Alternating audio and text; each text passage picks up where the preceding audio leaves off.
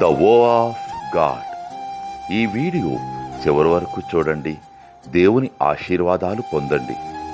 దేవుని నామములో మీకు నా హృదయపూర్వక వందనములు. మిమ్మల్ని మీ కుటుంబమును దేవుడు బహుగా ఆశీర్వదించునుగాక. ఈరోజు మీ రాకపోకలి యందు మీరు చేసే ప్రతి పనిలోనూ దేవుడు మీకు తోడుగా ఉండునుగాక.